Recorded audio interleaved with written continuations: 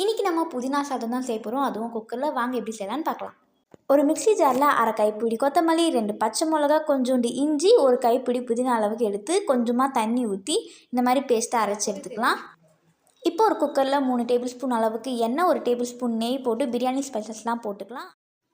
ஒரு medium size வெங்காயத்தை நல்லா நீட்டாக கட் பண்ணிட்டு அதுவும் ஆட் பண்ணிக்கலாம். இது நல்லா கோல்டன் ப்ரௌன் கலர் வந்ததுக்கப்புறம் அதே மாதிரி ஒரு தக்காளி நீட்டாக கட் பண்ணிட்டு ஆட் பண்ணிக்கலாம். இது நல்லா சாஃப்ட் ஆகிற வரையும் வதக்கிக்கலாம். இப்போ தக்காளியும் நல்லா சாஃப்டாக குக் ஆகிடுச்சு. இப்போ நம்ம அரைச்சி வச்சுருக்க பேஸ்ட்டை இதில் ஆட் பண்ணிக்கலாம். இது நல்லா பச்சை வாசனை போகிற வரைக்கும் நல்லா வதக்கி எடுத்துக்கலாம். உங்களுக்கு இப்போ காரம் எக்ஸ்ட்ரா வேணும்னாலும் நீங்கள் ரெட் சில்லி பவுடர் வந்து ஆட் பண்ணிக்கலாம். இப்போ தேவையான அளவுக்கு உப்பு, garam masala 1 tablespoon, coriander powder வந்து ஒரு 1/2 டேபிள் ஸ்பூன் அளவுக்கு போட்டு அகைன் நல்லா ஃப்ரை பண்ணிக்கலாம். இப்போ இது நல்லா ஃப்ரை ஆகிடுச்சு. இப்போ நம்ம அரிசி ஆட் பண்ணிக்கலாம். நான் வந்து 1 கப் அளவுக்கு ரைஸ் தான் எடுத்திருக்கேன். ஃபஸ்ட்டு ரைஸ் நல்லா போட்டு கொஞ்சம் கலந்து விட்டுக்கோங்க. இப்போ நம்ம வாட்டர் ஆட் பண்ணிக்கலாம். 1 கப் ரைஸுக்கு 2 கப் எப்பவுமே அரிசி ஊற்றிக்கலாம்.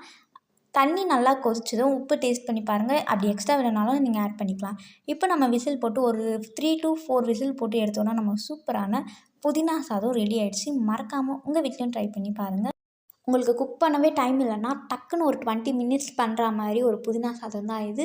ஸோ 1 பாட் புதினா சாதம் எப்படி இருக்குன்ட்டு மறக்காமல் கமெண்ட் பண்ணுங்கள்.